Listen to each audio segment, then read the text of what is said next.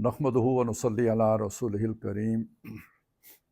अम्मा बाद फ़ाउज़ु बिल्लाहि मिनश शैतानिर रजीम। बिस्मिल्लाहिर रहमानिर रहीम। या अय्युहल्लज़ीना आमनुत्तकुल्लाह हक़्क़ तुक़ातिही वला तमूतुन्ना इल्ला व अंतुम मुस्लिमून वातसिमू बिहब्लिल्लाहि जमीअन वला तफ़र्रक़ू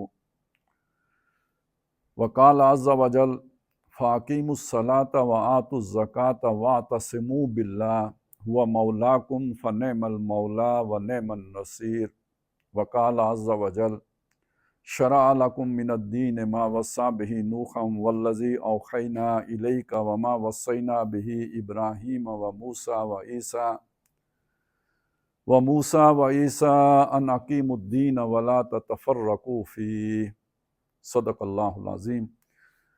रब्बि इश्रह ली सदरी व यस्सिर ली अमरी वहलुल उक़दतम मिन लिसानी यफ़क़हू क़ौली। आमीन या रब्बल आलमीन। आज हमारे डॉक्टर प्रोफेसर ज़ाकिर साहब ने मुझे जो मौजू तजवीज़ किया है, मैं उससे बहुत भागता हूँ और मेरा ख़्याल है कि इस मौजू पर मैंने शायद ही कभी गुफ्तगू की हो। एक दफ़ा को याद पड़ता है किसी मस्जिद में किए, बाकी ये कि मैं इससे जान छुड़ाता हूँ। लेकिन वो उन्होंने मुझसे पूछा, मैंने कहा जी आप तजवीज़ कर दें। अब उन्होंने तजवीज़ कर दिया तो फिर मैं कुछ कहने जोगा रहा नहीं।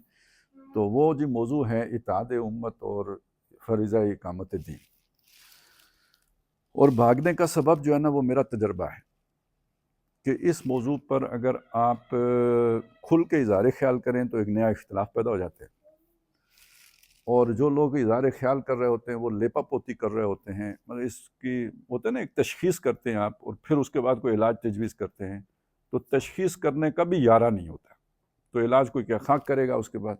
ये मैंने अक्सर देखा है और इसमें इतनी लेपा पोती देखी है कि हम 50 आदमी यहाँ पे जमा है, मुख्तलिफ मसालिक के या मकातिब फ़िक्र के या नुक्ता हाय नज़र के, और सब हम कह रहे हैं इत्तेहाद होना चाहिए, हम एक हैं और इस तरह की जो बुनियादें मरसूस हैं। लेकिन उधर ही खाने की मेज़ पे जब अपने 4-5 लोगों के साथ बैठते होते हैं तो वो दूसरों की बातें शुरू हो जाती हैं। मैं इस सारी बात का चशमदीद जो है ना गवाह हूँ। बड़े बड़े कौमी सतह के इजलासों के बाद ये कैफियत देखी हैं। तो जैसे एक बंदा जैसे कोई ज़्यादा चीज़ खा लें तो आपको तबीयत उकता जाती है, इस तरह की एक बेजारी किसी कैफियत इस मौजू के साथ हो गई। लेकिन चलें आज कोशिश करते हैं, अल्लाह की तरफ से समझते हैं कि तकवीनी तौर पर ये आगे है बात। तो देखें, पहली बात यह है कि इसमें कोई शक नहीं है कि कुरान मजीद हमें मुत्तहिद होने का हुक्म देता है। ये मैंने जो आपको आयात सुनाई हैं इसमें यही बात है, और इसमें यह कहा गया कि अल्लाह की रस्सी के साथ चिमट जाओ सब जमा होकर, यह कहा गया अल्लाह से चिमट जाओ, और यह कहा गया कि दीन के मामले में तफरका ना करो। तो ये तो है। इसी तरह जो मुख्तलिफ अल्फाज हैं, जैसे अल्लाह ताला ये कहते हैं वस्माऊ आती हो, सुनो और इताअत करो, तो ये भी दर हकीकत इत्तेहादी की बात है। यानी एक डिसिप्लिन पार्टी जो भी होगी वो सुनने और इताअत करने से बने वजूद, जिसे हम लिसन एंड ओबे कहते हैं। तो जहाँ लिसन एंड ओबे का ज़ाब्ता हो तो वहाँ इताअत होगा। इसी तरह बुनियान मरसूस का लफ्ज़ है, जो अभी हमने एक जो है ना वो बहुत सुना है, ऑपरेशन जो हमने किया बुनियान मरसूस के नाम से। तो बुनियान मरसूस सीसा पिलाई हुई दीवार, तो वो भी इत्तेहाद और इत्तफाकी की बात करती है। तो पहली बात तो ये समझ लीजिए कि इसमें तो कोई शुबा नहीं कि इत्तेहाद मतलूब है, उसका तकाजा है, अल्लाह ताला ने वो डिमांड किया है। लेकिन ये कि कुरान मजीद ने यह भी बताया कि ये इंसान हमेशा इख्तलाफ करते ही रहते हैं, यानी ये इख्तलाफ करना इंसान की फितरत है। अब यहाँ पे एक मुतनाज़ जुमला है जिसको आजकल लोग बड़ा तनकीद का निशान बनाते हैं कि नबी सल्लल्लाहु अलैहि वसल्लम ने फरमाया कि जी जो इख्तलाफ राय है वो मेरी उम्मत के लिए रहमत है। इसको जो लोग ना समझें वो इसको जो है ना वो तनकीद का निशाना बनाते हैं, और वो ये साबित करने की कोशिश करते हैं कि ये बात हुज़ूर तो कह ही नहीं सकते थे क्योंकि बहुत नामाकूल बात है। हालांकि ये बहुत माकूल बात है कि ये जो एक तो खैर इंसान की फितरत है, उसकी सरिश्त है कि वो इख्तलाफ करता है, राय का इख्तलाफ होता है। दूसरी बात है यह है कि कोई भी मामला निखरता ही इख्तलाफ से है। सारे ही इत्तेहाद और इत्तफाक करने वाले हो ना, तो फिर जो है ना मामला निखरता ही नहीं, वो उसकी तनकीद नहीं होती, उसकी तसरीह नहीं होती, उसके मुख्तलिफ पहलू खुलते ही नहीं। वो खुलेंगे तब जब इख्तलाफ, नहीं तो अल्लाह शैतानी को ना पैदा करता। बड़ी प्यारी बात है जो कुरान, यानी सबसे बड़ा इख्तलाफ इंसानों के दरमियान वो है, वो कुफर और ईमान का इख्तलाफ है, जिसे कुरान भी कहता है ये वो बुनियादी इख्तलाफ है। वो अल्लज़ी खलक़कुम, वही है जिसने तुम्हें पैदा किया, फ़मिनकुम काफ़िरुन व मिनकुम मुमिन, ये सबसे बड़ा इख्तलाफ है। اور جب صحابہ کرام کے دل میں یہ خیال آیا کہ یہ کہہ رہے ہیں کہ ہمیں نشانی دکھاؤ، معجزہ دکھاؤ، ہم سب ایمان لے آئیں گے، اللہ نے کہا نہیں دکھانی۔ اور جب اس پہ اب دیکھیں نا، وہ مکہ ایک بستی ہے، ایک قبیلہ ہے، اور قبیلہ ایک متحد قبیلہ ہے، خارج سے کوئی بھی حملہ ہوتا ہے وہ ایک جان ہے، ایک قبیلہ ہے، یہ 2 قبیلے یا 3 قبیلے نہیں ہیں، قبیلے سے باہر کوئی جا ہی نہیں سکتا، سب ایک ہے۔ اس قبیلے کے اندر اختلاف کس نے پیدا کیا؟ یہ جو ابو جہل تھا نا، یہ نیشنلسٹ تھا، اس نے حضور صلی اللہ علیہ وسلم کے اوپر جو سب سے بڑا الزام رکھا وہ یہ رکھا کہ انہوں نے ہمارے اتحاد کو پارا پارا کر دیا ہے، ٹھیک ہے۔ اب اگر وہاں صحابہ کی یہ خواہش پیدا ہو رہی ہے کہ یہ اتحاد دوبارہ ہو جائے، یہ سارے ایمان لے آئیں، تو کوئی ناجائز خواہش تو نہیں ہے؟ اللہ کہتا ہے نہیں، یہ اختلاف ہی رہے گا، یہ بالکل مل کے نہیں رہیں گے۔ اور اس میں جو اللہ تعالیٰ نے دلیل دی نا، ایک یہ سورہ انعام میں یہ مضمون بہت زیادہ ہے نا، وہاں بار بار وہ آیت آیت آیت، تو اللہ کی طرف سے نفی بھی اتنی شدید ہے، تو وہاں پہ ایک بات جو کہی نا وہ بہت پیاری ہے، یعنی وہ بظاہر دلیل لگتی نہیں، لیکن وہ دلیل اسی تناظر میں ہے کہ نشانی اللہ نے نہیں دکھانی۔ اگر اللہ چاہتا سب کو ہدایت پہ جمع، لو شاء اللہ لجمعہم علی الہدی، اگر اللہ چاہتا سب کو ہدایت پہ جمع کر دیتا، تو یہ اللہ کی حکمت ہی نہیں ہے کہ سب ایک جگہ پہ جمع ہوں۔ مکے میں یہ اختلاف گویا اللہ کی حکمت کے عین اصول کے مطابق ہیں، اسی سے چیزیں کھلتی ہیں، نمایاں ہوتی ہیں، لیکن وہاں جو دلیل دی ہے نا وہ کیا دی؟ وَمَا مِن دَابَّةٍ فِي الْأَرْضِ وَلَا طَائِرٍ يَطِيرُ عَلَى جَنَاحَيْهِ، اس زمین کے اوپر کوئی جاندار نہیں ہے، اور یہ آسمان پر اڑنے والا کوئی پرندہ نہیں ہے جو اپنے 2 پروں پہ اڑتا ہے، إِلَّا أُمَمٌ أَمْثَالُكُمْ، مگر تمہاری طرح وہ بھی بہت سی امتیں ہیں۔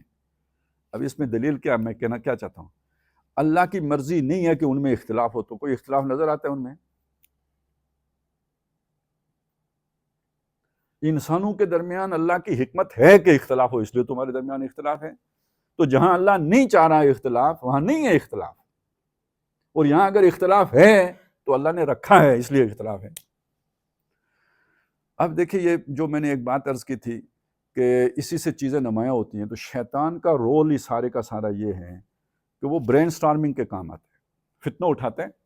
ایک کانسیپٹ ہے جو اللہ نے اپنے کلام کے ذریعے سے ہم تک پہنچایا، وہ الفاظ تو ہم نے پڑھ لیے، سیکھ لیے، لیکن اس تصور کے اندر شیطان اپنا تصور ملا دیتا ہے جس سے فتنہ پیدا ہو جاتا ہے۔ اب وہ جو فتنہ اٹھتا ہے، کوئی شخص اٹھا دیتا ہے جو شیطان کے تابع ہے، اس سے گویا اس کی وحی کی بنیاد پر وہ فتنہ اٹھا دیتا ہے، تو اب جو اہل ایمان ہیں وہ سمجھ تو رہے ہوتے ہیں کہ یہ بات غلط ہے، لیکن انہیں یہ نہیں سمجھ آ رہی ہوتی کہ کس استدلال سے اس کو غلط ثابت کریں، تو اب ان کو رات کا چین ان کا اڑ جائے گا، سوچیں گے، غور کریں گے، یعنی سوچنے پہ مجبور ہو گئے۔ اس کے نتیجے میں وہ جو مضمون تھا وہ ان کے ذہنوں میں پہلے سے زیادہ مؤکد ہو کر، زیادہ واضح ہو کر، زیادہ کلیئر ہو کے ان کے دماغ میں بیٹھتا ہے۔ یہ گویا لرننگ کا پروسیس ہے، یہ گویا اللہ تعالیٰ کا ایجوکیشن کا میتھڈ ہے کہ اختلاف رائے سے انسان سیکھیں گے۔ یہ میں نے صرف اس حدیث کی غیرت کر کے آپ کو بات، کیونکہ لوگ اس پر وہ کرتے ہیں نا کہ بھائی یہ تو حدیث ہو ہی نہیں سکتی کہ اختلاف میں رحمت ہے، بھلا یہ بھی کوئی رحمت ہے کہ میرے اور آپ کے درمیان انتشار پیدا ہو جائے؟ انتشار اور شے ہوتی ہے بھائی، اختلاف اور چیز ہوتی ہے۔ اختلاف صحابہ کے درمیان بھی رہا، تو اختلاف اصل میں اپنے نقطۂ نظر کے فرق کو کہہ لیں گے۔ اختلاف جو ہے نا ایک چیز کی پرسیپشن میں، جو میں نے کچھ سمجھا آپ نے کچھ سمجھا، اس شے کو اختلاف کہیں گے۔ یہ جو میں من دیگرم تو دیگری ہے، یہ اختلاف نہیں کہلاتا، یہ تو گویا ایک طرح سے مخالفت ہے، یہ اختلاف سے علیحدہ شے ہے، اس کو یہ دشمنی کہہ لیں، یہ ایک اور چیز ہے، یہ بالکل مختلف چیز ہے، اختلاف ایک مختلف شے ہے۔ تو پہلی بات تو یہ سمجھ لیں کہ اختلاف ہوگا۔ اچھا، یہ بات میں نے آپ کو کیوں آپ کے سامنے اتنی تفصیل سے رکھی؟ اس لیے رکھی کہ ہماری امت میں ایک اختلاف وہ ہے جو ہے رحمت، آپ اس کو زحمت نہ سمجھیں۔ ہاں، ہم نے اپنی بے بضاعتی سے اسے زحمت بنا لیا ہو تو وہ ایک علیحدہ مسئلہ ہے۔ وہ اختلاف کون سا ہے؟ وہ اختلاف جو فقہی اختلاف ہے۔ یہ جو 4 مسالک ہیں، اس میں 5واں 6واں بھی کوئی شامل کرتے ہیں تو بے شک کر لیجئے۔ تو یہ کیا ہے؟ یہ وہ لوگ ہیں جو سب متفق ہیں اس اصول پر کہ ہم نے اللہ اور رسول کی اطاعت کرنی ہے، لیکن اللہ کے اس حکم کا مطلب کیا ہے اور رسول کے اس عمل کا مطلب کیا ہے یا اس کا طریقہ کیا ہے، یہ اس میں ان کا اختلاف ہو گیا۔ یہ اس کی میں ایک مثال آپ کے سامنے رکھتا ہوں، صحابہ میں بھی ایسا اختلاف ہو جاتا تھا۔ غزوہ احزاب کے بعد نبی صلی اللہ علیہ وسلم جب ہتھیار اتارنے لگے تو جبریل علیہ السلام آ گئے کہ نہیں، ابھی ایک اور لڑائی بھی لڑنی ہے آپ نے، اور بنو قریظہ کے خلاف اقدام کرنا ہے، جنہوں نے غداری کی تھی اس مشکل کرٹیکل ٹائم پر، تو ان کے خلاف آپ نے اقدام کرنا ہے۔ نبی صلی اللہ علیہ وسلم نے صحابہ کو بھی فوراً جمع کیا اور کہا کہ جی تم نے عصر کی نماز جا کے وہاں پڑھنی ہے، ان کی بستی کا گھیراؤ کر کے محاصرہ کر کے پڑھنی ہے۔ اب وہ لوگ نکلے وہاں سے، رستے میں یہ تھے کہ عصر فوت ہوتی محسوس ہوئی تو اختلاف ہو گیا۔ کچھ نے کہا کہ حضور صلی اللہ علیہ وسلم کے کہنے کا مطلب یہ تھا کہ جلدی جاؤ، عصر کے ختم ہونے سے پہلے پہلے وہاں پہنچ جاؤ تاکہ نماز وہاں جا کے پڑھ سکو۔ اب ہم کسی وجہ سے لیٹ ہو گئے، نہیں پہنچ سکتے، تو نماز ہم پڑھ لیں۔ نماز قضا کرانا حضور کا مقصود نہیں تھا، یہ تھا کہ جلدی جاؤ، یہ آپ کے پیش نظر تھا۔ دوسروں نے کہا نہیں، جب حضور نے فرما دیا نماز جا کے وہاں پڑھنی ہے تو اب عشاء کے وقت بھی پہنچے نا تو ہم نے عصر جا کے وہیں پہ پڑھنا۔ اب یہ دیکھیے، یہ وہ فرق ہے جو انٹرپریٹیشن کا فرق ہے۔ دونوں حضوری کی بات پر عمل کر رہے ہیں لیکن اپنی اپنی سمجھ کے مطابق کر رہے ہیں۔ تو یہ جب مسئلہ بعد میں نبی صلی اللہ علیہ وسلم کے سامنے پیش ہوا کہ ان میں سے کس کی نماز ہوئی اور کس کی قضا ہوئی، حضور نے فرمایا دونوں کی ہو گئی۔ تو اس کا ظاہر کیا ہوا کہ آپ اگر نیتاً نبی صلی اللہ علیہ وسلم کی اطاعت کو شعار بنائے ہوئے ہیں تو انٹرپریٹیشن کا اگر فرق بھی ہو جائے گا تو اللہ تعالیٰ اس سے درگزر فرمائے گا۔ اور اس میں ایک میں آپ کے سامنے ایک اصولی بات بھی رکھ دوں، ہمارے ہاں یہ جو انٹرپریٹیشن کرتا ہے یہ کون کرتا ہے؟ اس کو مجتہد کہتے ہیں، اجتہاد کرنے والا۔ یہ لفظ بنا ہے جوہد سے، جوہد کہتے ہیں کوشش کو، اور اجتہاد کہتے ہیں زیادہ تکلف سے کوشش کرنے کو، یعنی زیادہ آپ نے جیسے ریاضت کر کے، اب میں نے ایک چیرا لگانا ہو تو مجھے تو بس چھرا پکڑا دے میں لگا دوں گا، لیکن اگر ڈاکٹر چیرا لگائے گا تو وہ ایک اپنے پورے علم کے ساتھ، اپنے پریکٹس کے ساتھ، اب یہ فرق ہو گیا دونوں کا۔ تو مجتہد وہ ہوتا ہے جو اپنی پوری محنت، اپنی یعنی ایک ریسرچ آپ کہہ لیجئے، ریسرچ کر کے ایک رائے قائم کرتا ہے، یہ مجتہد ہوتا ہے۔ تو یہ جو مجتہد ہیں ان کے بارے میں کہا جاتا ہے مجتہد دو طرح کا ہوتا ہے، ایک مجتہد مختی ہوتا ہے اور ایک مجتہد مصیب ہوتا ہے۔ مجتہد مختی یہ ہے کہ اس نے کوشش پوری کی ہے صحیح رائے تک پہنچنے کی، لیکن غلط رائے تک چلا گیا، اس نے صحیح انٹرپریشن نہیں کی، اس کا غلط ہو گیا، تعبیر غلط ہو گئی اس کی۔ اور مصیب وہ ہے کہ جس نے کوشش بھی کی اور صحیح رائے بھی قائم کر لی۔ تو جو صحیح رائے تک پہنچ گیا اسے 2 اجر ملے گا، اور جس نے کوشش کی لیکن صحیح رائے تک نہیں پہنچا وہ گناہگار نہیں ہوا، اکیلے اجر کا حقدار ٹھہرا، کیونکہ اس نے محنت اپنی طرف سے پوری کی تھی۔ یہ وہ چیزیں ہیں جو ہم آج اطاعت کے شوق میں جن کی ہم نفی کر دیتے ہیں۔ تو اطاعت کا شوق بہت اچھا ہے، بڑی اچھی چیز ہے، لیکن یہ کہ اس سے یہ جو جس حد تک اختلاف کی گنجائش ہے وہ اختلاف اگر آپ ختم کر دیں گے تو میں معذرت کے ساتھ یہ بات عرض کروں گا، آپ ایک نئے فرقے کی بنیاد رکھیں گے۔ اگر جہاں دین نے جس شے کی گنجائش دی ہو وہ گنجائش بھی آپ نہ دیں تو یہ ایک نئے فرقے کی بنیاد ہے جو ہم رکھ رہے ہیں۔ یہ سبیل المومنین نہیں ہے، اہل ایمان کا رستہ نہیں ہے جو چلا آ رہا ہے، صراط مستقیم ہے نا، صراط الذین انعمت علیہم، یہ کون ہے؟ یہ سبیل المومنین ہے، اہل ایمان جن پر اللہ کی انعام ہوا ہے۔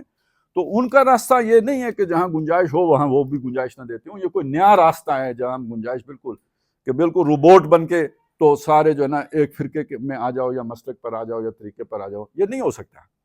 تو جب ہم اطاعت کی خواہش کریں اور یہ سمجھیں کہ ہم فقہ حنفی ختم کر دیں گے، فقہ حنبلی ختم کر دیں گے، فقہ شافعی ختم کر دیں گے، فقہ مالکی ختم کر دیں، یہ نہیں ختم ہو سکتی، یہ اپنی جگہ پہ رہیں گی، ٹھیک ہے؟ یہ ہماری بہت قدیم روایت ہے، اس کو ختم کرنے کے چکر میں ہم کوئی نیا جو ہے نا ایک فساد کھڑا کر دیں گے۔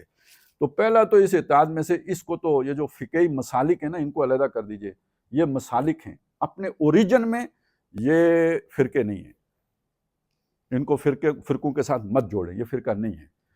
فرقوں کی علیحدہ سے تعیین کر دی جا چکی ہے کہہ لیجئے، وہ کوئی مرجیہ ہیں تو کوئی معتزلہ ہیں تو کوئی خوارج ہیں تو کوئی وہ پتہ نہیں کس زمانے میں ابن جوزی نے کتاب لکھی تھی تلبیس ابلیس، اس میں انہوں نے 72 گن کے بتا دیے تھے، یہ وہ 72 ہیں جو دوزخی ہیں۔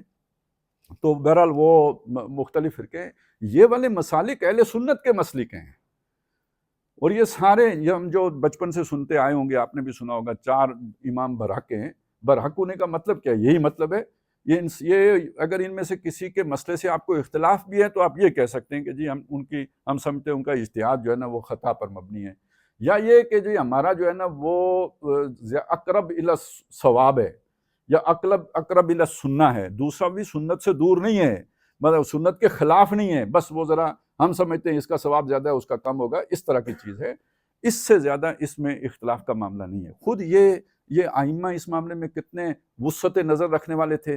وہ آپ نے یہ بھی بات سنی ہوگی، واقعہ سنا ہوگا، ایک امام صاحب دوسرے جو مسلک کے امام کے جو مقتدی تھے، وہ جو تابع تھے، ان کی مسجد میں نماز پڑھنے گئے تو طریقہ ان کا اختیار کیا، بلکہ انہیں نماز کے لیے آگے کیا گیا. انہوں نے یہ سوچ کے کہ یہ ان کے امام کی جو ہے نا طریقے پہ نماز پڑھا دی.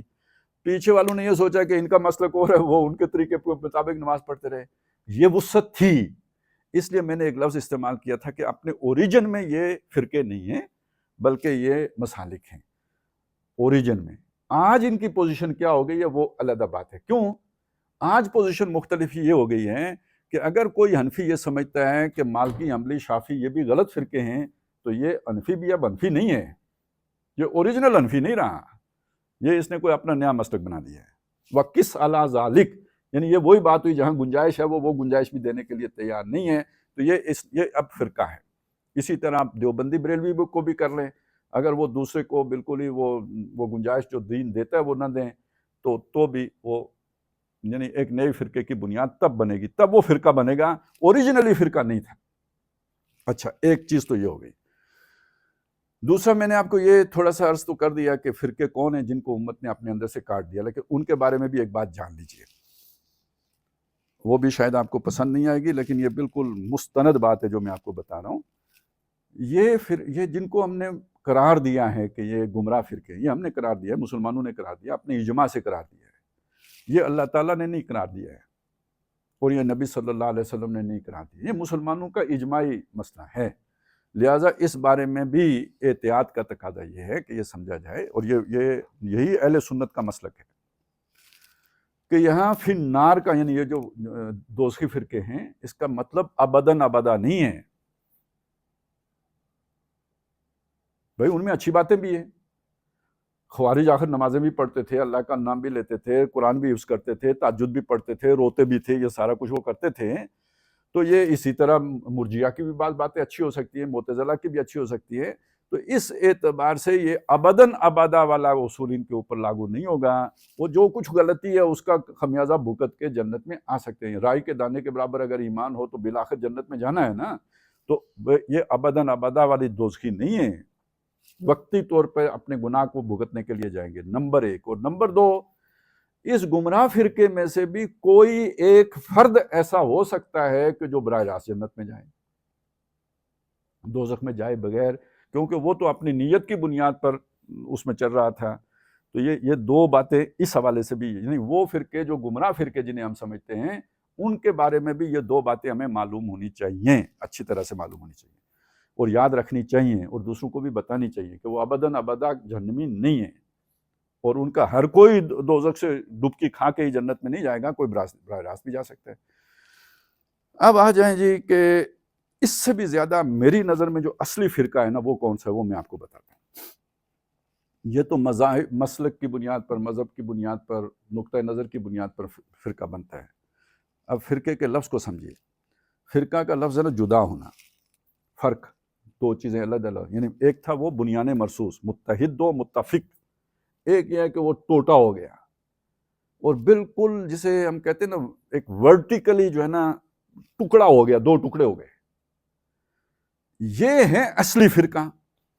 اور یہ اصلی فرقہ ہے اصل میں سیاسی تقسیم سے وجود میں آتا ہے. جہاں مجھے افسوس ہوتا ہے نا، جس کو ہم فرقہ ہی نہیں سمجھتے، جس کا ہمیں احساس ہی نہیں ہے کہ یہ فرقہ ہے، جس نے امت کو ورٹیکلی پھاڑا ہے اور علیحدہ علیحدہ کر دیا ہے. یہ ایرانی، تورانی، افغانی، یہ نیشنلزم کی بنیاد پر فرقہ واریت ہے، جس کے بارے میں اللہ کے نبی نے فرمایا صلی اللہ علیہ وسلم، جس نے قومیت پر بات، تعصب پر بات کی، وہ ہم میں سے نہیں.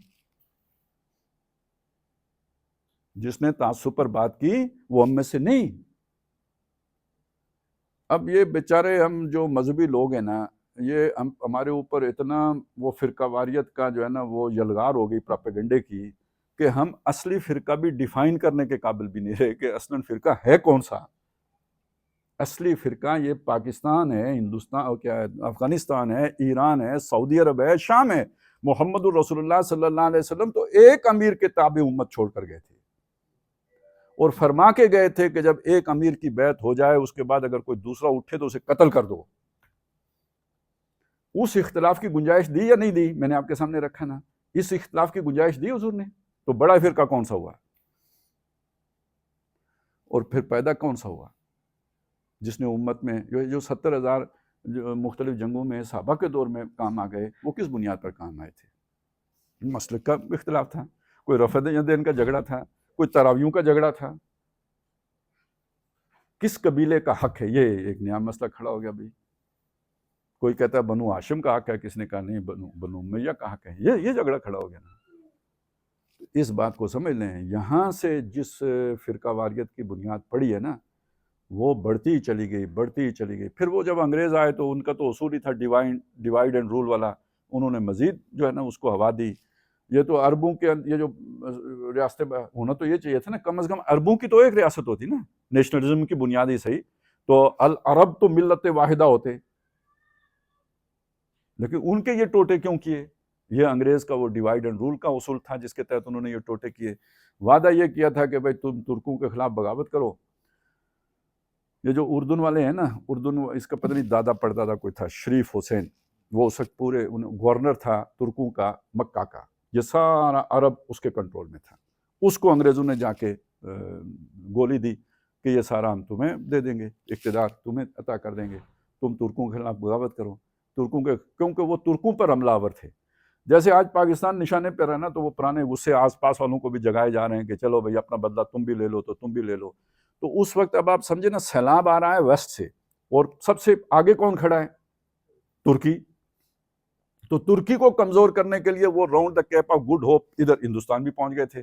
پھر ہندوستان سے انہوں نے پینیٹریٹ کیا ہے عرب کی طرف، اور جو گویا جا کے پیچھے سے وار کیا، عربوں کو اکسایا، ترکوں کے خلاف کھڑا کیا.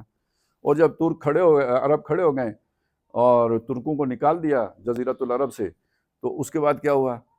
مسلک کی بنیاد پر ایک جو ہے نا وہ شریف حسین کے خلاف بغاوت کرا دی، پھر آل سعود کو کھڑا کر دیا. اس طرح کرتے کرتے ایک دل کے ٹکڑے ہزار ہوئے والی کیفیت خود عرب میں ہو گئی. اور کیا کیا ملا کہ اردن کتنا سا ملا اس کو، کچھ اور بھی اسے عراق میں بھی مل گیا تھا، اس کے خاندان کے حصے کو کویت بھی مل گیا تھا. لیکن یہ کہ بہرحال یہ ٹکڑے کر کے انہوں نے دیا. اس فرقے کا آپ نے نام سنا کبھی؟ یہ بھی کوئی فرقہ واریت ہے؟ اصل فرقہ واریت یہ پھر میں عرض کر دوں. اچھا اب دیکھیں، علامہ اقبال نے صرف علامہ اقبال ہیں جنہوں نے اس فرقے کو ایڈریس کیا ہے. تو یہاں تک تو میں نے آپ کے سامنے ذرا تھوڑا سا صرف صورت احوال واقعی رکھی ہے جو اس وقت ہمارے سامنے گراؤنڈ سچویشن ہے. میں نے چاہا کہ وہ آپ کے سامنے عرض کر دوں. اب آ جائیں جی اتحاد. اب آپ کو اندازہ ہوگا کہ بھئی کیا شے ہے جس کا یہ کوئی کسی کانفرنس سے تو ہونے والا نہیں، یہ کوئی جناب مٹھائی کھا کے ہم کہیں کہ اتحاد ہو جائے گا. یہ اس کے لیے تو بہت سنجیدہ غور و فکر اور بہت بڑی ایفرٹ کی ضرورت، اور نسلیں لگ جائیں تو تب جا کے یہ جو اتنے بڑے جو ڈویژنز پیدا ہو گئی ہیں یہ خلا پر ہوں گے. یہ کوئی ایک نسل میں ہونے والا کام بھی نہیں لگتا. تو اس چیز کو اب سامنے رکھ کے آگے چلیں. تو میں آپ کے سامنے پہلے یہ ایک عام سی بات رکھتا ہوں کہ فطرت کی بات کریں نا تو فطری طور پر جو مضبوط اتحاد بنتا ہے فوری، وہ بنتا ہے خوف کی وجہ سے. سیلاب آ جائے تو ہم نے سنا ہے کہ جی وہ سانپ اور بکری اور شیر اور بکری ایک ہی جگہ پہ پناہ لے لیتے ہیں، کیونکہ خوف اتنا شدید ہوتا ہے کہ جبلت جو ہے نا وہ یعنی وہ جینے کی جبلت سب پہ غالب آ جاتی ہے. باقی جبلتیں چیر پھاڑ والی، یہ لالچ والی، یہ ساری نیچے چلی جاتی ہیں. تو خوف کی شدت یہ سب کو متحد کر دیتی ہے. یہ جو تفرقے والی کیفیت ہے وہ ختم ہو جاتی ہے، جوڑنے کا سبب بن جاتی ہے. اب اگر آپ دیکھیں نا تو ہم نے پاکستان بننے کے پیچھے اگرچہ کہ نعرہ لا الہ الا اللہ کا ضرور لگا ہے، لیکن جو اصل بات تھی وہ ہندو کا خوف تھا. انگریز جا رہا ہے واپس، ہندو اکثریت میں ہیں، عزائم ان کے ٹھیک نہیں ہیں جو اب نظر آ رہے ہیں. اس وقت عام آدمی کو نہیں نظر عام آدمی کو نظر آتے تھے، وہ جو اپنی اکیڈمیوں میں بیٹھے ہوئے تھے نا ان کو نظر نہیں آتے تھے، کیونکہ وہ ہندو کے ساتھ انٹریکشن میں نہیں تھے، وہ مارکیٹ میں نہیں تھے. انہیں ہندوؤں کے اندر یہ جو ہندوتوا کے جراثیم میں یہ انہیں نظر نہیں آئے. لیکن جو آدمی بھگت رہا تھا ان کو اس کو نظر آ رہے تھے، اس لیے اسے قائد اعظم کی انگریزی بھی سمجھ آ رہی تھی، کیونکہ وہ جانتا تھا کہ ہندو کی نفرت ہندو کے اندر کتنی بھر دی ہے انگریز نے. لہٰذا یہ ہمیں یہ ہندو تو بعد میں اس اکثریت میں یہ اقتدار میں آ جائے گا اور ہمیں یہ کھا جائے گا، نہ ہماری معیشت چھوڑے گا، جیسے آج انڈیا میں ہو رہا ہے. خبریں نہیں آ رہی لیکن ہو رہا ہے مسلمانوں کے ساتھ. تو یہ خوف تھا جس نے پاکستان بنوایا. جاگیرداروں کو بھی خوف تھا کہ جاگیریں ہڑپ ہو جائیں گی، اور ہر ایک کو اپنی اپنی جگہ پہ خوف تھا. تو یہ سارے خوفزدہ لوگ ایک ہو گئے، ملک بن گیا. تو خوف ایک ایسا ایلیمنٹ ہے جو متحد کر دیتا ہے. لیکن بہرحال آپ کو معلوم ہے کہ خوف ایک منفی شے ہے، منفی جذبہ ہے، سلبی قوت ہے، اور یہ زیادہ دیر تک قائم بھی نہیں رہتا. لہٰذا جب آپ منزل حاصل کر لیتے ہیں تو اس کے فوراً بعد اختلاف جنم لے لیتے ہیں، پھر وہ شیرازہ بکھر جاتے ہیں. اب آپ دیکھیے میری بات کے وزن کو محسوس کیجئے کہ اگر آپ تھوڑا سا سٹڈی کر لیں مسلم لیگ کو اور کانگریس کو. کانگریس ایک مضبوط جماعت کے طور پر ہندوستان میں کم از کم 30-35 سال تک برقرار ہے، جب تک کہ اس سے ایک مضبوط جماعت جو ہے نا بی جے پی وجود میں نہیں آ گئی. جبکہ اس کے مقابلے میں پاکستان کو دیکھیں، حاصل کرنے کے فوراً بعد مسلم لیگ کے اندر اختلافات نے جنم لینا شروع کر دیا. اور پہلے ایک شخصیت تھی قائد اعظم کی، ان کے ہوتے ہوئے اختلاف ممکن نہیں تھا، پھر بعد میں کھڑا ہو گیا. اور لیاقت علی خان کے بھی جانے کے بعد تو پھر تو وہ اس نے نا کسی نے پھپتی چست کی تھی پاکستان پر، انڈیا کے وزیر اعظم نے، کہ میں مذاکرات کس سے ساتھ کروں، میں اتنے پاجامے نہیں تبدیل کرتا جتنے وہاں پہ وزیر اعظم بدل جاتے ہیں. تو یہ یعنی مسلم لیگ کے اندر وہ بنیاد مرصوص والی کیفیت نہیں تھی. کیوں؟ میں نے آپ کو بتایا، خوف ایک وقتی کیفیت ہوتی ہے، جب آپ وہ مقصد حاصل کر لیتے ہیں وہ رخصت ہو جاتے ہیں. تو وہ جو جمع کرنے کا سبب تھا جب وہ ختم ہو گیا تو پھر اس کے بعد آٹومیٹکلی جو ہے نا وہ انتشار کی کیفیت پیدا ہو جاتی ہے.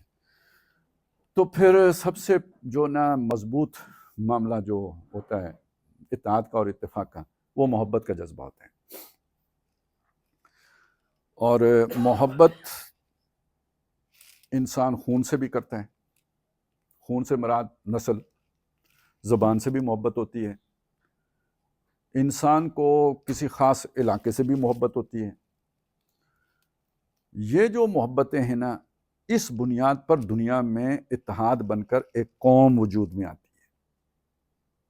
یہ جرمن ہیں، یہ ترک ہیں، یہ عرب ہیں، یہ ان کے پیچھے لینگویج کھڑی ہوتی ہے یا نسل کھڑی ہوتی ہے. یہ ان کو متحد کر دیتی ہیں. نسل، رنگ، زبان، یہ تین چیزیں تو بہت کامن ہیں. بعض جگہوں پہ چوتھی چیز بھی ہوتی ہے، جو بہت پرانے علاقے ہیں جن کے جغرافیہ نہیں بدلے ہیں، تو ان کا علاقہ بھی ایک محبت کی بنیاد بن جاتا ہے.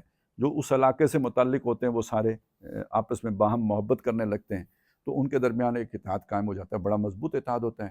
تو اس وقت دنیا میں جسے آپ نیشن سٹیٹس کہتے ہیں نا، وہ در حقیقت اس اصول پر کھڑی ہیں. وہ کسی دوسرے کے خوف سے بڑھ کر اپنی ایک قومی جذبہ انہیں جوڑتا ہے. محبت یعنی جوڑ پیدا کرنا، اتحاد پیدا کرنے کا سبب یا تو ان کا رنگ بنتا ہے، یا ان کی نسل بنتی ہے، یا ان کی زبان بنتی ہے، یا ان کا علاقہ بنتا ہے. تو یہ محبت کی بنیاد پر ان کا جوڑ ہوتا ہے اور وہ ایک قوم بنتے ہیں، اور وہ خود مختاری چاہتے ہیں، کوئی دوسرا ہمارے اوپر غالب نہ آئے. پھر وہ اپنا پورا ایک نظام بناتے ہیں، اس سے ایک ریاست وجود میں آتی ہے. وہ اپنا تحفظ کرتے ہیں اپنے حقوق کا. پہلے قبیلہ یہ کام کرتا تھا، اب نیشن سٹیٹس وہ کام کرتی ہیں جو پہلے قبیلے یا برادری کا کام ہوتا تھا. اب یہاں سے بات چلی جناب، آگے بڑھائیں اپنی. ایک مسلمان قوم کو تو ایک طرف کر دیں، مسلمان امت کہنا چاہیے. یہ قوم اور امت کا تھوڑا سا فرق میں آپ کے سامنے رکھوں. قوم تو یہی ہوتی ہے نا، رنگ، نسل، زبان، اس کی بنیاد پہ جو بنتی ہے یہ قوم ہوتی ہے. امت کا تصور قوم سے مختلف تصور ہے. امت کا لفظ بنا ہے اما یا امو، یہ الفاظ استعمال ہوتے ہیں قرآن. آمین الحج، حج کا ارادہ کرنے والے. اور امت ہوتا ہے ایک ارادہ کرنے والے، جنہیں ہم مقصد لوگ، جن کا مقصد ایک ہو. ہذہ امتکم امۃ واحدہ. کس کو کہا؟ آدم علیہ السلام سے لے کے نبی صلی اللہ علیہ وسلم تک سب کا ذکر کیا، اور کہا ہذہ امتکم امۃ واحدہ، یہ سب ایک امت ہے. کیوں؟ ان سب کی محبت کا رشتہ اللہ سے قائم ہے. والذین آمنوا، جو لوگ ایمان لائے، اشد حبا للہ، وہ سب سے شدید محبت اللہ سے کرتے ہیں. یہ اس میں ہم جب سوچتے ہیں نا تو یہاں تک تو سوچتے ہیں، یعنی بیوی سے زیادہ محبت، والدین سے زیادہ محبت، اولاد سے زیادہ محبت، مال سے زیادہ محبت، کاروبار سے زیادہ محبت. ٹھیک ہے، قرآن مجید نے یہ تقابل پیش کیا ہے، خود کیا ہے. قُلْ إِنْ كَانَ آبَاؤُكُمْ وَأَبْنَاؤُكُمْ وَإِخْوَانُكُمْ وَأَزْوَاجُكُمْ وَعَشِيرَتُكُمْ وَأَمْوَالٌ اقْتَرَفْتُمُوهَا وَتِجَارَةٌ تَخْشَوْنَ كَسَادَهَا وَمَسَاكِنُ تَرْضَوْنَهَا، یہ سارا احب الیکم، تمہیں اگر زیادہ محبوب ہیں اللہ سے، تو یہ تقابل خود قرآن نے بھی کیا ہے. لیکن جس سطح کی ہم گفتگو کر رہے ہیں، یہاں پہ بات اس امت کے اعتبار سے سامنے رکھیے کہ یہ سارے ایک اللہ سے محبت کرنے والے لوگ تھے، آدم علیہ السلام بھی، نوح علیہ السلام بھی، اور یہ پورا سلسلہ لے کے آ جائے محمد رسول اللہ تک صلی اللہ علیہ وسلم. اور ہر وہ شخص جس کے دل میں ایمان ہے، اللہ کا یقین ہے، وہ سب سے زیادہ شدید محبت اللہ سے کرے گا. اس کا مطلب یہ ہے، اب اس حدیث کو لے کے آئیں، جس نے تعصب پر بات کی وہ ہم میں سے نہیں، تو گویا اپنی قوم سے برتر ہے محبت جو ہے نا اس کی. جیسے یہ 8 محبتیں میں نے آپ کے سامنے رکھی، قوم کی محبت بھی اس سے اوپر ہو جائے گی، یعنی سب سے بڑی محبت اسے اللہ سے ہوگی. آج کے دور میں اس اللہ کی محبت کا قائم مقام وطن بنا ہے. اس لیے اقبال نے یہ بات کہی تھی کہ اس دور میں جام اور ہے، جام اور ہے، جم اور، تہذیب کے عاذر نے ترشوائے صنم اور، مسلم نے بھی تعمیر کیا اپنا حرم اور، ان تازہ خداؤں میں بڑا سب سے وطن ہے. جو پیرہن اس کا ہے وہ مذہب کا کفن ہے. کہ جو محبت اللہ سے ہونی چاہیے، اللہ کے لیے جان دی جاتی ہے، وہ جان آج وطن پر قربان کی جاتی ہے. اس لیے ساری دنیا میں وطن پر جان قربان کرنے والا شہید ہوتا ہے. وہ سکھ ہو، ہندو ہو، کوئی بھی ہو، وہ شہید کہلاتا ہے. اس سطح پہ آ کے وطن خدا کے برابر کھڑا ہو گیا ہے. تو ایک مسلمان جو ہوگا وہ قوم کی بنیاد پر محبت، یعنی آپس میں اس کے اطاعت کا رشتہ نہیں ہوگا، بلکہ اللہ کی محبت کی وجہ سے ہوگا. اب دیکھیں، میرا بھی محبوب سچ مچ اللہ ہو، اور ایک کالے کا، بالکل شاہ کالے کا محبوب بھی اللہ ہو، اگر ہم دونوں سچے ہیں اپنی محبت میں، ہماری آپس میں محبت پیدا ہو جائے گی یا نہیں ہو جائے گی؟ یہ وہ شے ہے جسے سمجھنے کی ضرورت ہے، اور یہ وہ شے ہے جسے ہم بحیثیت پاکستانی بھی نہیں سمجھ پا رہے کہ وہ بنیان مرصوص کا ہم نے نعرہ تو لگا دیا، لیکن کیا ہمارے درمیان اتحاد ہے؟ کالا باغ ڈیم نہیں بن سکتا. بھائی کیوں نہیں بن سکتا؟ انڈیا نہیں بنانے دے رہا، یا خود ہمارے اپنے اختلاف کی وجہ سے نہیں بن سکتا؟ اور یہ جو کچھ ابھی وہ بی ایل اے والے کر رہے ہیں، یا اور جو جہاں جہاں نیشنلزم سر اٹھا رہا ہے، یہ بات سمجھ لیجئے کہ جب آپ نے ملک بنایا لا الہ الا اللہ کی بنیاد پر، رنگ نسل کی بنیاد پر نہیں بنایا. تو اگر یہ محبت ان محبتوں پر غالب نہیں رہے گی تو تقسیم مزید وجود میں آئے گی. آپ نے ملکی سطح پر اتحاد حاصل کرنا ہے، اتفاق پیدا کرنا ہے، تو پھر آپ کو لا الہ الا اللہ کو دل میں سب سے بڑا، یہ چھوٹے چھوٹے الہ پھر ختم کرنے پڑیں گے نا. سب سے زیادہ شدید محبت پھر اللہ کی ہونی چاہیے. یہ وہ شے ہے جو امت بناتی ہے، وہ لوگ کہ جن کا مقصد ایک ہے، جن کا ہدف ایک ہے، جن کا محبوب اللہ ہے. اچھا، یہ جو اللہ کی محبت، یہ ایک بہت ہی لطیف نکتہ ہے، اور مجھے اس بیان کرنے سے تھوڑا تھوڑا ڈر بھی لگتا ہے، لیکن میں آج چونکہ یہ چھڑ ہی گیا ہے مضمون، تو ظاہر ہے میں اس سے بھاگتا بھی تھا تو کوئی وجہ تھی، تو جب اب پھنسی گیا ہوں تو موکھلی میں سر دے کے اب موسلا بھی برداشت کرنا ہی پڑے گا. وہ مسئلہ یہ ہے، آپ کو سمجھنے میں دیر لگے گی، لیکن آپ سے میں درخواست کروں گا، ہم دردانہ، یعنی آپ کہیے، میں ہاتھ جوڑ کے درخواست کروں گا کہ میری اس بات کو ویسے نہیں جانے دیجیے گا. آپ کو بری بھی لگے تو اس کو تھوڑا میرے جو ہے نا عنایت ہوگی آپ کی، جا کے غور کیجیے گا کہ محبت اصولی طور پہ، نظری طور پہ سب سے شدید تو اللہ سے ہونی چاہیے، اس میں کوئی شک نہیں ہے. لیکن محبت وہ مصیبت ہے جو ہو جاتی ہے. ایک تو ہوتا ہے نا کی جاتی ہے، ایک ہوتی ہے ہو جاتی ہے. تو یہ جو ہو جاتی ہے نا، یہ معاملہ جو ہے نا اللہ کے نبی سے شدید تر ہو جاتا ہے. اس کی وجہ یہ ہے کہ اللہ تعالیٰ تو غنی عن العالمین ہے، بے پرواہ ہے. اس کے تو احساسات کوئی نہیں ہے نا، کہ اسے کوئی دکھ پہنچے، کوئی الم پہنچے، کوئی درد پہنچے. یہ نبی کو پتھر لگے گا تو اسے درد لگے گا یا نہیں لگے گا؟ اسے کوئی کہے گا کہ تو ساحر ہے، مجنون ہے، اس کا کلیجہ چھلنی ہوگا یا نہیں ہوگا؟ اگر میں ایک حساس دل رکھتا ہوں تو وہ مجھے نبی کی اس مظلومیت کہہ لیں یا جو بھی، یہ ایک اس کی وجہ سے میرا ایک زیادہ کلوزسٹ ریلیشن اس کے ساتھ نہیں بن جائے گا. یہ ہے وہ شے جو، یعنی وہ شدید محبت ہوتی تو اللہ سے ہے، لیکن اس کا جو ظہور ہوتا ہے عملاً، چونکہ اللہ تو کس نے دیکھا. وہ شعر ہے نا اقبال کا کہ خوگرے پیکرے محسوس تھی انسان کی نظر، خوگرے پیکرے محسوس تھی انسان کی نظر، پھر کوئی اندیکھے خدا کو مانتا کیوں کر. چلیں ہم نے مان لیا، اللہ کا شکر ہے مان لیا، لیکن وہ جو شدید تر محبت ہے نا، اس کے لیے جو پیکرے محسوس ہے وہ محمد رسول اللہ کا ہے صلی اللہ علیہ وسلم. اور اللہ نے پھر اسی چیز کو سامنے رکھتے ہوئے کہا لَقَدْ كَانَ لَكُمْ فِي رَسُولِ اللَّهِ أُسْوَةٌ حَسَنَةٌ. اور پتہ ہے یہ کس موقع پہ کہا؟ یہ سیرت کی تقریر ہو رہی ہوتی ہے، یہی آیت پڑھی جا رہی ہوتی ہے، بیان ہو رہا ہوتا ہے کملی سرما حسن یوسف دم عیسیٰ ید بیزا داری آنچے خوبہ ہما دارت تو تنہا داری، یہ بیان ہو رہا ہوتا ہے. موقع کون سا ہے جس پہ یہ آیت نازل ہوئی؟ جب 2 پتھر پیٹ پہ بندھے ہوئے تھے، 12,000 کا لشکر میں سامنے کھڑا تھا، جو تکا بوٹی کرنے آیا تھا، ملیا میٹ کرنے آیا تھا، سمیش کرنے آیا تھا، بالکل جو جسے کہتے ہیں وہ ختم کرنے آئے تھے. کدالیں چل رہی تھی، پیٹ جو ہے نا، یہ پتھر باندھنے کا مطلب بھوک نہیں ہے، یہ بھوک سے اگلی منزل ہے کہ کمر دوری ہو جائے گی. وہ ریڑھ کی ہڈی کو جو سہارا چاہیے وہ پتھروں سے دیا گیا ہے، میدہ اتنا خالی ہو چکا ہوا ہے. اور کدالیں صرف پتھر ہی نہیں باندھنے ہیں، گینتیاں بھی چلانی ہیں سنگلاخ زمین پر. لَقَدْ كَانَ لَكُمْ فِي رَسُولِ اللَّهِ أُسْوَةٌ حَسَنَةٌ. وہ ایک فلم تھی، میرا خیال میسج نام تھا یا کیا، کہ جس میں وہ پتھر اٹھا کے لا رہے ہیں نا اس مسجد نبی کی تعمیر کے لیے، حضرت حمزہ بھی ہیں.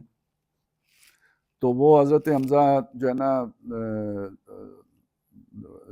نبی صلی اللہ علیہ وسلم اور ان کا مکالمہ وہ دکھاتے ہیں نا، تو وہ ان سے کہتے ہیں آپ نہ اٹھائیں. وہ کہیں میں نہیں، میں آپ سے جو ہے نا عمر میں چھوٹا ہوں. تو اب یہ وہ چیز ہے نا کہ جو زیادہ قریب کر دیتی ہے. تو اللہ تعالیٰ نے ہمارے لیے جو نمونہ رکھا ہے نا اس محبت کا، جو جہاں جہاں تیرا نقش ارم دیکھتے ہیں، خیاب کیا ہے، وہ جو شے ہے نا، تو اس کو آپ سمجھ لیجئے کہ اس کا جو عملی ظہور ہوگا وہ نبی صلی اللہ علیہ وسلم کے لیے ہوگا. اور یہ سورہ احزاب کی ایک آیت ہے کہ نبی صلی اللہ علیہ وسلم ازواجہ امہاتکم، وہ امہاتہم جو اس کی بیویاں ہیں وہ تمہاری مائیں ہیں. اس میں بعض مفسرین نے اضافہ کیا ہے وَهُوَ أَبٌ لَكُمْ، وہ خود تمہارے لیے بمنزلہ باپ کے ہیں.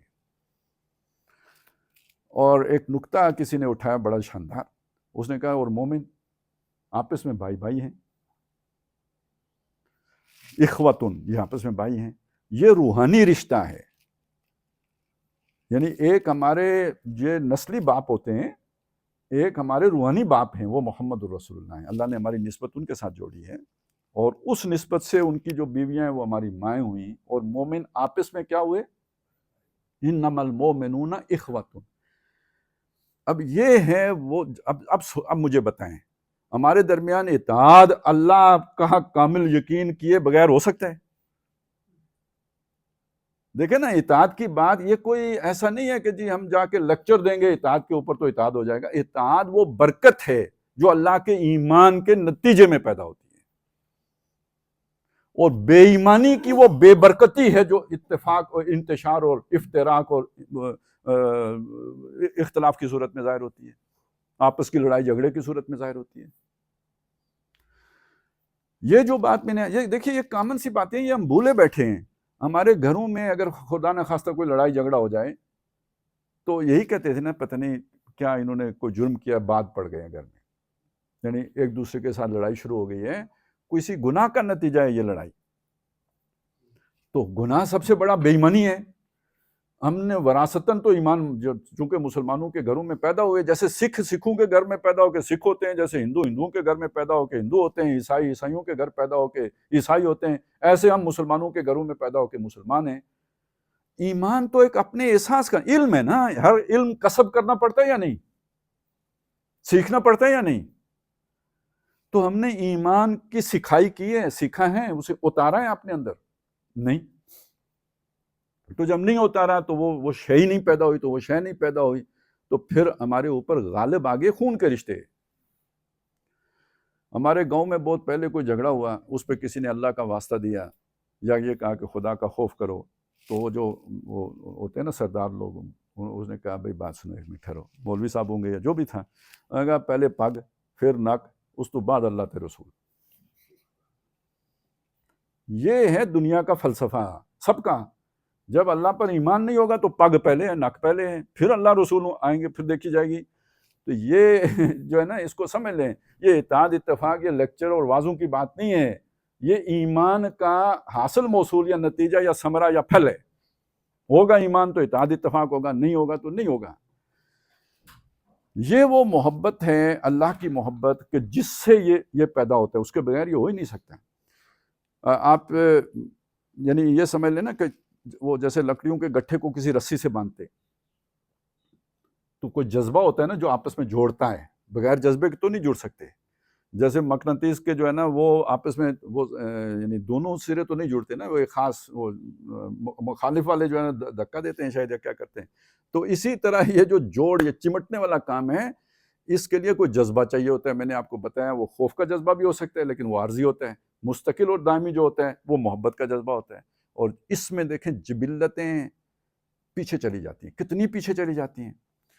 ایک مثال آپ کے سامنے رکھوں، جب انسان مر رہا ہوتا ہے نا، اسے اپنے جتنے محبوب ہیں نا ان کا کوئی لحاظ نہیں ہوتا۔ آپ نے دیکھا ہوگا اکثر بڑے مطلب بیوی ہیں، بچے ہیں، مرتے وقت وہ اچھے نہیں لگ رہے ہوتے۔ بڑے لوگ جو ہے نا وہ غصے سے دھتکار دیتے ہیں، کئی میں نے دیکھا ہے، وہ ہاسپٹل میں شاید آپ کو زیادہ تجربہ ہوگا۔ تو یعنی اس کا مطلب مرتے وقت انسان اپنے اس یعنی جو بھی تعلقات کے وہ بندھن ہوتے ہیں ان کا کوئی شعور ادراک، اسے احساس پاس نہیں ہوتا۔ اب اس کیفیت میں ایک آدمی ہے، پیاس بھی کتنی شدید اسے لگی ہوگی، مرتے وقت کی پیاس، اور زخمی بھی آدمی، ایک تو ویسے بیماری سے مر رہا ہو نا، ایک زخم سے مر رہا ہو تو پیاس، اور وہ الاچ پکار رہا ہے۔ کسی پانی پلانے والے کے کان میں آواز پڑتی ہے، وہ دوڑتا ہے اس کی طرف کہ میں اسے پانی پلاؤں۔ جب اس کے منہ کے قریب لے کے جاتا ہے مشکیزہ تو کہیں دوسری آواز آ جاتی ہے۔ اس کیفیت میں وہ کہتا ہے مجھے چھوڑو، میرے بھائی کو پانی پلا دو۔ جب وہ اس کے پاس جاتا ہے تو تیسری طرف سے آواز آ جاتی ہے، وہ بھی یہی کہتا ہے کہ یعنی یہ کامن بات ہے، کسی ایک آدمی کی بات نہیں ہے۔ وہ اس کہتا ہے اس جو دوسرا ایک اور آواز آئی ہے اس کو پلاؤ، چھوڑو مجھے۔ اس تک پہنچتے پہنچتے وہ جان آفرین کے سپرد کر چکا ہوتا ہے۔ دوسرے کے پاس واپس آتا ہے، چلیں اسے جو ہے پلا دوں، وہ بھی ختم ہو چکا ہوتا ہے۔ پہلے کے پاس واپس آتا ہے، وہ بھی ختم ہو چکا ہوتا ہے۔ تینوں ایک دوسرے کو ترجیح دیتے ہوئے دنیا سے چلے گئے، پانی کا ایک گھونٹ ایک نے بھی نہیں پیا۔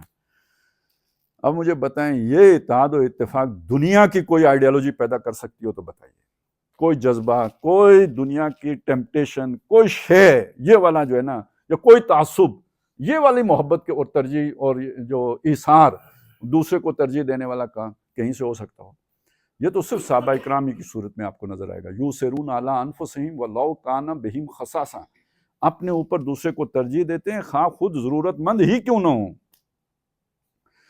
تو اتحاد کی بنیاد یہ بنتا ہے، جب تک آپ اپنے مفادات کی قربانی دینے کے لیے تیار نہ ہوں، اتحاد نہیں ہو سکتا۔ تو اب آپ سوچیں کہ جو اس وقت مسلمانوں میں بڑا تفرقہ ہے، سیاسی تفرقہ، تو 7 مفادات جڑے ہوئے ہیں، حکمرانی ہے۔ کون اپنی حکمرانی چھوڑے گا؟ بھئی عرب شہزادے چھوڑیں گے، اردن والے چھوڑیں گے، کویت والے چھوڑیں گے، ایران والے چھوڑیں گے، افغانستان والے چھوڑیں گے۔ وہ کہتے ہیں ہمیں اٹک تک دو۔ جو سب سے بڑی اسلامی ریاست، ہمیں تو ہماری زندگی میں ایک ہی امارت اسلامیہ یا افغانیہ پیدا ہوئی، وہ بھی کہتے ہیں یار اٹک تک ہمیں دو کیونکہ ہم افغان ہوتے ہیں۔ آج میری بات کی سمجھ؟ تو جب مفاد نہیں چھوڑ سکتے تو اتحاد کیسے ہوگا؟ نہیں ہو سکتا۔ اور اگر آپ اتحاد پیدا کرنا چاہتے ہیں تو اس کے لیے کرنا کیا پڑے گا؟ وہی ایمان کی محنت۔ حاصل تو یہ نکلا۔ اور اس میں ایک بات اور میں آپ کے سامنے رکھوں، اب ہمارے میں نے پہلے شروع میں جو بات کہی تھی، مسالک کو میں نے ایک وہ انڈورسمنٹ دی تھی، لیکن اب وہ مسالک بھی آج آ کے فرقے کی صورت اختیار کر چکے ہیں۔ یہ میری مسجد ہے، میرے مسلک کی مسجد ہے، اس کے ساتھ میرے مفادات جڑ چکے ہوئے ہیں، میں اس کے اوپر باقاعدہ بورڈ لگا کے بتاتا ہوں یہ میری مسجد ہے، ادھر نہیں آنا، خام خواہ انتشار ہوگا۔ یہ جو باہر لکھا ہوتا ہے نا مختلف، جس سے پتہ چل جاتا ہے یہ فلانے مسلک کی ہے، تو یعنی باقی دور دور ہی رہو، ادھر آنا ہی نہیں، کوئی ہم نے بورڈ لگا رکھا ہے، یہ ٹریڈ مارک ہے ہمارا۔ بعض مسجدوں میں تو وہ کہیں آپ نے دیکھا بھی ہوگا، کہیں ایک دفعہ کوئی پوسٹ جو ہے نا کسی نے شیئر کی تھی، باہر لکھا ہوا تھا یہاں فلانے مسلک کا داخلہ ممنوع ہے۔ تو جب آپ یہاں تک پہنچ جائیں، خواہ اعلانیہ بورڈ لگا کے پہنچیں یا آپ کے دل میں یہ صورت پیدا ہو چکی ہے، یہ خود ایک فرقہ ہے۔ اب یہ وہ مسلک نہیں ہے جس کو میں نے شروع میں جو ہے نا وہ گنجائش دی تھی، جس کی یہ ایک فرقے کی صورت بن چکی ہے، یہ وہ نہیں ہو۔ اور اب بدنصیبی سے یہ بھی ہو چکا ہوا ہے، یہ بھی ہو چکا ہے کہ ہمارے علاوہ اور کوئی حق پر بھی نہیں ہے، لہذا اس وقت کی صورتحال یہ ہے۔ اب اگر آپ چاہتے ہیں بھئی کوئی عملی صورت بنے، دیکھیں میں نے ابھی تک جتنی بھی بحث کی ہے وہ تو کی ہے نا اس جو ایک موٹیو ہوتا ہے یا جو ڈرائیونگ فورس ہوتی ہے اس کے اعتبار سے کی ہے۔ اب ایک فرض کریں یہ ڈرائیونگ فورس پیدا بھی ہو جائے، پھر بھی نیچرل پروسیس سے یہ اتحاد ہوگا، یہ کوئی کسی معجزے کے نتیجے میں نہیں ہوگا، وہ نیچرل پروسیس بھی سمجھ لیں۔ اگر اس اتحاد کی طرف پیش رفت کرنی ہو تو سب سے پہلے یوں سمجھیے کہ بریلوی مسلک ہے، تو بریلوی مسلک کے اپنے پتہ نہیں کتنی جماعتیں بنی ہوئی ہیں، تو پہلا مرحلہ کیا ہوگا کہ بریلوی مسلک کے سارے لوگ آپس میں متحد ہو کے اپنا کوئی ایک امیر اس کا چناؤ کر لیں، یا جو دیوبندیوں کی 25 اگر بنی ہوئی ہیں تو وہ متحد ہو کے تو ایک کسی دیوبندی کے اوپر اتفاق کر لیں، واقعی صلاح ذالک، ہر ایک پہ اسی طرح قیاس کرتے چلے جائیں۔ تو یہ تو ایک صورت یہ بن گئی۔ اور دوسری صورت کیا ہوگی ملکوں کی، اگر کوئی یہ سمجھے، جیسے ہم میں سے مطلب ایک آئیڈیلسٹکلی ہم سوچتے ہیں اور ایک حل پیش کر دیتے ہیں جو ممکن نہیں ہوتا کہ پتہ نہیں وہ خلافت آئے گی سارے متحد ہو جائیں گے۔ وہ خلافت میں کب متحد تھے؟ یہ جب خلافت عثمانیہ تھی تو متحد ہوتے، تو یہ پھوٹ کس دور میں پڑی تھی؟ خلافت کے چھتری تلے ہی پھوٹ پڑی تھی۔ ہندوستان کب خلافت عثمانیہ کا حصہ رہا تھا؟ تو اس بات کو سمجھ لیں کہ یہ ایک نیچرل پروسیس سے ہوگا، اچانک نہیں ہو جائے گا کہ ایک ہو سے سارے متحد ہو جائیں، ایسا نہیں ہوگا۔ اور وہ نیچرل پروسیس کیا ہے؟ وہ یہ ہے کہ جی سب سے پہلے تو یہ تھے غلام، تو کیا اتحاد ہونا تھا؟ انگریز نے جدھر تقسیم کر کے رکھا ہوا ہے تو اسی طرح رہنا تھا۔ اب تقسیم کر کے اس کے بعد آزادی بھی انگریز دے کے دیا ملک بنا کے، تو وہ ہم نے تو اسی کے مطابق ابھی تک سرحدیں رکھی ہوئی ہیں۔ اگلا کام جو ہو سکتا ہے ممکن، وہ کیا ہو سکتا ہے کہ مسلمان ملکوں کے درمیان آپس میں ایک چلیں یوں کہہ لیجئے جیسے یورپی یونین ہے یا جیسے اقوام متحدہ کا فورم ہے، اس طرح کا ایک مؤثر فورم وجود میں آ جائے۔ وہ مؤثر میں نے کیوں کہا؟ آئی سی سی ہے نا، کیا ہے نہیں، او آئی سی ہے، او آئی سی ہے، ٹھیک ہے، او آئی سی، تو وہ ہے، تو وہ ایک غیر مؤثر فورم ہے، اس کا کوئی حال الہ نہیں ہے۔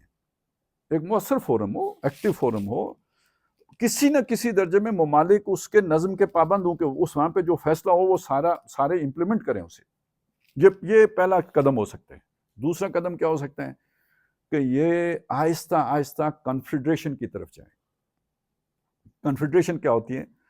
ملک اپنے اپنے، حکمران اپنے اپنے ہیں، 3 شعبوں میں ان کا جو ہے نا وہ جوائنٹ وینچر ہو جاتا ہے۔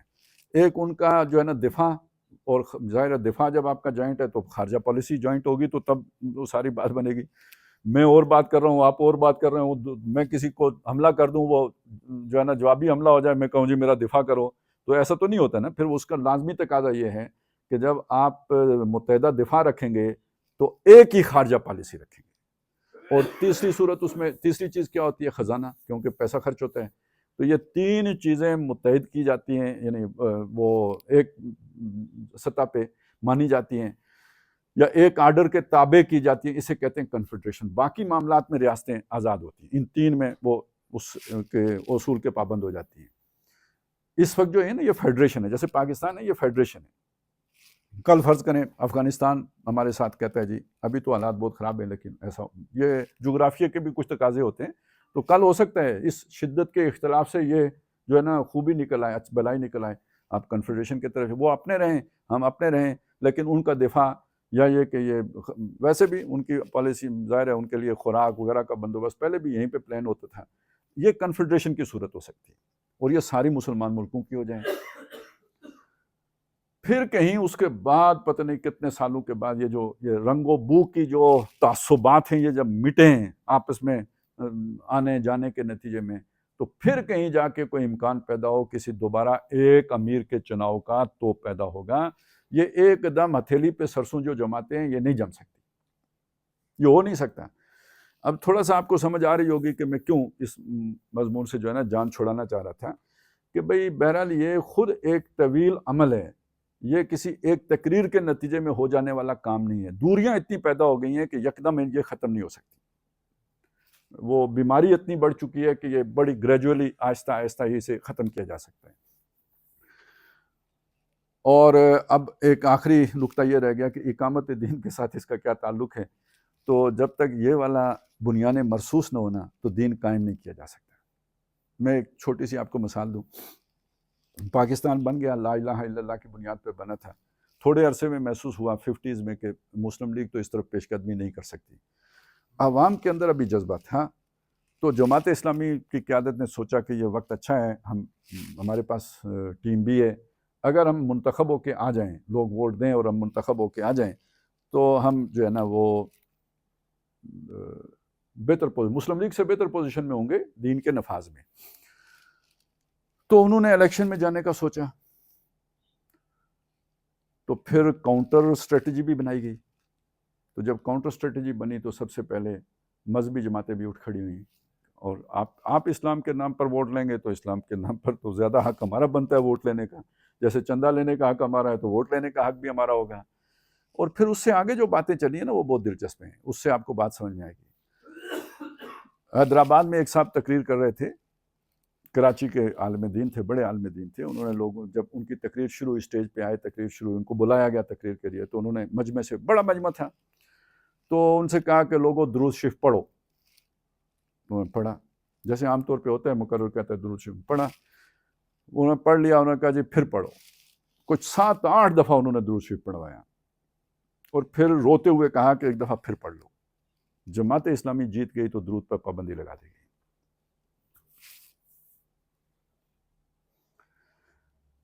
تو اب آپ کو سمجھ آیا نا، جب تک یہ والی جو ہے نا تعصبات ہوں گے تو اقامت دین کا امکان جو ہے نا، جس کے جیتنے کا امکان ہوگا اس کی ٹانگ سارے مل کے کھینچیں گے. تو اس میں کوئی شک نہیں ہے کہ اقامت دین کے لیے اتحاد و اتفاق کی ضرورت ہے، لیکن یہ کہ بہرحال وہ اتحاد و اتفاق کسی مصنوعی طریقے سے نہیں پیدا ہو سکتا. اس کے لیے یہ سارا جو میں نے آپ کے سامنے رکھا ہے، محنت سب کو کرنی پڑے گی. اور اب آ جائیں جی اس رسی کی طرف. ظاہر ہے وہ محبت دو طرفہ عمل ہے نا، محبت دو طرفہ عمل ہے. تو یہ محبت پیدا کرنے کا جو اللہ تعالیٰ نے ہمیں سرچشمہ دیا ہے نا، وہ اللہ کی کتاب ہے. وہ پیکر محسوس تو نہیں ہے. اب اس سے کنیکشن پیدا کرنا ہے، محبت کا تعلق پیدا کرنا ہے، تو کیسے پیدا ہوگا؟ وہ کنیکٹنگ جو ہے نا میٹر کیا ہے؟ وہ ہے قرآن مجید. اس لیے فرمایا وَاعْتَصِمُوا بِحَبْلِ اللَّهِ، اللہ کی رسی سے چمٹو. جب کہا نا وَاعْتَصِمُوا بِاللَّهِ، اس کا کیا مطلب؟ اللہ سے چمٹو. اچھا، یہ چمٹنے کا معنی کیوں کرتے ہیں؟ اس لفظ پر غور فرمائیں، احتساب. یہ لفظ ہمارے جو اپنے چیف آف آرمی سٹاف ہے نا، تو وہی مادہ ہے اس کا. عاصم کا مطلب ہوتا ہے بچانے والا، اس سے بنا ہے لفظ احتسام. معصوم ہوتا ہے جس کو بچا لیا گیا، اور اس سے لفظ بنا ہے احتسام. احتسام ہوتا ہے بچنے کے لیے کسی سے چمٹنا. یہ جو چمٹنے کا لفظ ہے نا، یہ چمٹنا ایسے ہی نہیں، کسی مخالف سے، کسی مشکل سے، کسی پریشانی سے بچنے کے لیے کسی سے چمٹ جانا، یہ ہوتا ہے احتسام. تو گویا امت جب تم اللہ کے ساتھ جڑو گے اور اللہ کے کام کے لیے کھڑے ہوگے تو دنیا تمہاری مخالفت کرے گی. جب مخالفت کرے گی، اب دیکھیں دو فیکٹر ہو گئے، اللہ کی محبت کا فیکٹر اور دنیا کی جو نفرت ہے اس کا خوف، وہ دونوں جمع ہو گئے. تو بچنے کے لیے تم نے جس کی پناہ پکڑنی ہے وہ اللہ ہے. وَاعْتَصِمُوا بِاللَّهِ، اللہ سے چمٹ جاؤ، آؤ ادھر بچاؤ ہے تمہارا. ہوا مولاکم، وہ تمہارا مولا ہے. اب آپ اپریشیٹ کریں گے مولا کے لفظ کو، کہ گویا امریکہ پیچھے لگا ہوا ہے دوڑ کے، جیسے کوئی غار میں گھستا ہے، ایسے وہ اللہ سے چمٹ گیا. وَاعْتَصِمُوا بِاللَّهِ هُوَ مَوْلَاكُمْ فَنِعْمَ الْمَوْلَىٰ وَنِعْمَ النَّصِيرُ. اس کیفیت میں بندہ ہو تو ان الفاظ کو اپریشیٹ کرے گا نا کہ یہ کیا چیز ہے. لیکن اب اللہ سے چمٹیں کیسے؟ واعتصموا بحبل اللہ، یعنی اللہ سے چمٹنے کا مطلب ہے اللہ کی رسی سے چمٹ جاؤ۔ تمہارے تمام دکھوں کا، تکلیفوں کا، الموں کا علاج اللہ کی اس کتاب میں، اور یہ نبی صلی اللہ علیہ وسلم کی دعا ہے۔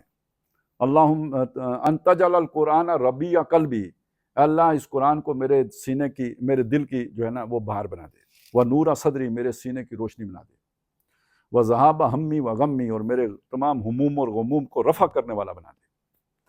تو یہ گویا جتنی تکالیف، مصائب، مشکلات ہیں وہ ان کا ازالہ اللہ کی کتاب کے ذریعے سے ہوگا، اس کے ساتھ آ کے چمٹ جاؤ۔ یہ جب تمہارا اتحاد اور اتفاق اس طرح ہو جائے کہ تم سب اللہ کے ساتھ مجموعی طور پر چمٹ جاؤ، تب اقامت دین ممکن ہوگی، اس کے بغیر تو نہیں ہوگی۔ بنیاد مرصوص تو تبھی بنے گی، رکھنا بیچ میں کوئی بھی نہیں رہے گا، تفرقہ اور جو ہے نا وہ آپس میں پھوٹ والی کیفیات ختم ہو جائیں گی، اور اتحاد و اتفاق کی برکت سے پھر وہ اقامت دین کی منزل سر ہوگی۔ تو بہرحال بڑا پروجیکٹ ہے، لیکن کوئی بڑے سے بڑا پروجیکٹ بھی پہلی اینٹ سے شروع ہوتا ہے۔ اگر مجھے ایک بات سمجھ میں آ گئی ہے تو مجھے اپنی زندگی اس کے لیے لگانی چاہیے، آپ کو سمجھ آ گئی ہے تو آپ کو بھی ٹھیک ہے۔ اتحاد اتفاق کی جو ہے نا خواہش رکھنا علیحدہ کام ہے، لیکن اس کو عملی جامہ پہنانے کے لیے قدم اٹھانا ایک بالکل دوسری بات ہے۔